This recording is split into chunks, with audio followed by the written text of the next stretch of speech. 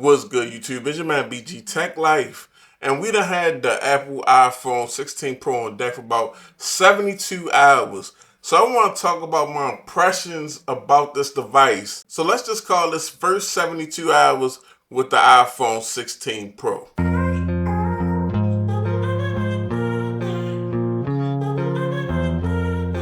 Okay, guys, now that I got 3 days in with the iPhone 16 Pro and I really got a chance to look at it, kind of set it up and get it going, I just want to give y'all some early thoughts. And one thing I will say, guys, is because it's not, even though I'm an Android enthusiast, this is not about to be a hate video, honestly. I give props where props are due.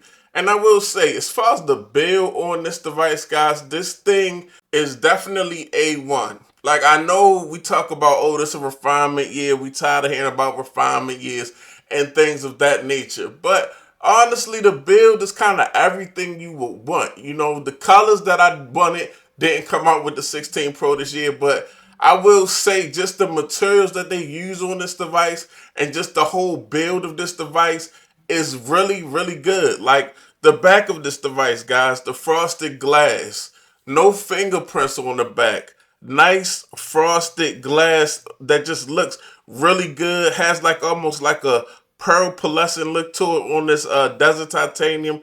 Really good looking stuff. And if I want to just rock this without a case, it's not going to look all gunky. It's going to actually, because of this frosted glass, it looks really good. Even though it's in my hand and I'm putting fingerprints all over it. Just like the size. This is where the iPhone definitely got Pixel. Pixel did, you know, they kind of, the size on the Pixel look like the iPhone. But Apple with the 16 Pro titanium. So it's not, even though I'm using this device, it still looks aesthetically really good. It's not like that shiny. I think we over shiny materials. Shiny aluminum is over. This titanium, and especially in this desert titanium, it looks real aesthetically. This looks like a masterpiece. Like, we got iPhones, yes, and they all look like this, but every year little things change that refine them. And this is just like top tier refinement. I had to give it to Apple. I really like this build, even though it looks the same. Aesthetically, the feel, like if you really had this device in your hand, it's not the same as other iPhones. My 14 Pro looks just like this, but it's not the same as my 14 Pro. Now with the button situations, I just, I laugh at that. That kind of make me laugh at the leakers, because just like a couple years ago, the whole thing was the iPhone eventually not going to have no buttons or ports. They done added 2 buttons, or they done changed the silent slider to an action button, and now we even got a camera button. So they done went and added more buttons to the iPhone when all the leakers said the iPhone eventually would be buttonless. So that just lets you know, like, sometimes all these leaks and people jumping out there, like they know exactly what they talking about, and like they got the inside scoop. It's just BS for clicks and views. Now, I will be honest, I'm not really sold on the dynamic island, because this is what the dynamic island looked like most of the time. Just black. Just a black, empty space on a display that gets in the way of the video. I'm not sold on the dynamic island.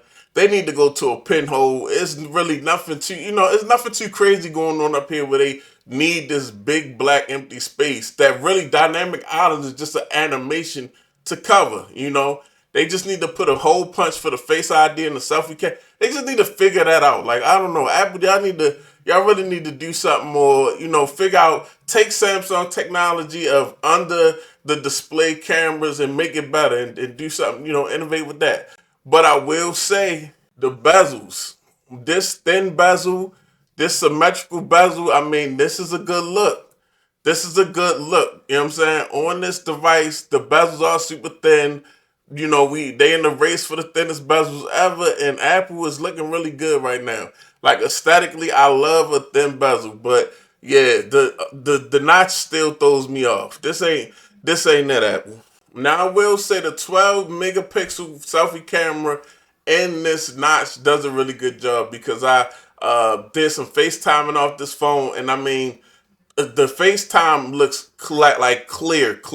Like, the FaceTime looks really good. So the 12 megapixel selfie camera here is definitely a plus for this device, especially if you heavy on FaceTime. I also want to say another thing. This is the best screen that I've had on an iPhone so far yet. Like normally, because I'm always using a Samsung phone, when I pick up my iPhone, I just find iPhone screens lackluster.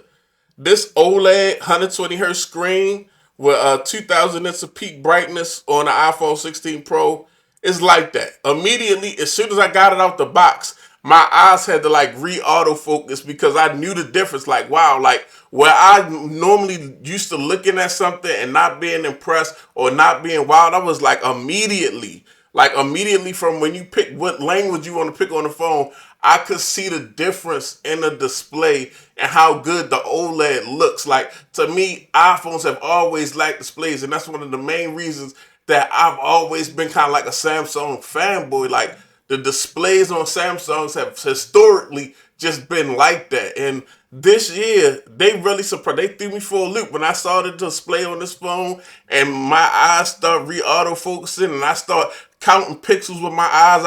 I was like, oh no, this thing is like that. So they're going in the right direction with some of this hardware. I'm not sure about I didn't have the 15, but coming from the 14 Pro to the 16 Pro, that's what I saw. That's how I felt straight out the box. Now, as far as power and performance, this device has been really fluid since I got it. It hasn't skipped a beat, and it shouldn't skip a beat. Apple has been known for their processors. I'm not about to do a benchmark, but this is an A18 Pro processor, and we know how Apple does with the processors, how good their processors are with video. That's why I linked on Apple for a long time when it came to content creation. So just a powerful device that, yes, I've only owned it for 3 days, but there's a lot of things that I'm probably going to try to do with this device that I'll show y'all later. But and then I know how this device will handle those, certain tasks, like maybe doing a little video editing on the go, a little photo editing on the go, maybe actually getting some Apple log video footage with this device and hooking it straight to an SD card. And there's also some things that go along with iOS 18 that I like.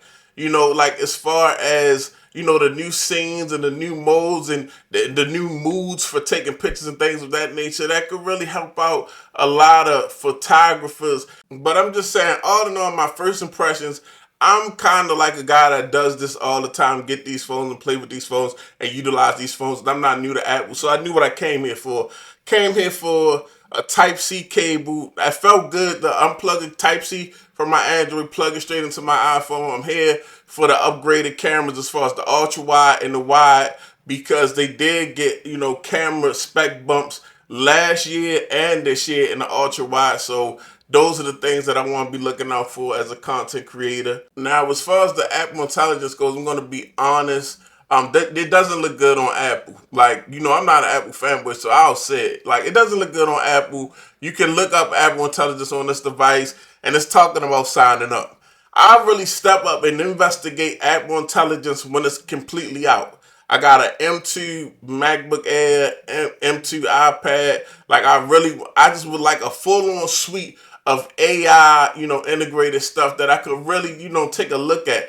I don't want it released a little bit at a time, released a little bit at a time. So basically what they want you to do is not complain and not say it's mid. When they release something, oh, that's just a little bit of it, so you can't talk about it right now. You can't say it's not good because it ain't still out yet. Like, it's a whole game that Apple's playing, because if they had something really good and really, that they was confident in, it would be out. So that's a bad look. Apple Intelligence is definitely a bad look right now, but I didn't really come to this phone to lean on Apple Intelligence. At first, I wasn't even a big fan of AI, even on other devices like my Pixels. But check out the iPhone 16 Pro on deck. I love all the accessories that's available for this device.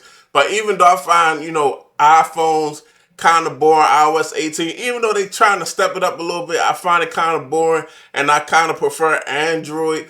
This is a device that's not to be slept on. It's reliable. It's powerful. It's got great cameras. And, we're going to explore all that. But this is just my first impressions, me talking to y'all about some of the things that I thought now that I got my mind together and the phone set up. It's your boy BG Tech Life. Thanks for watching. If you're not subscribed, get subscribed. I'm out.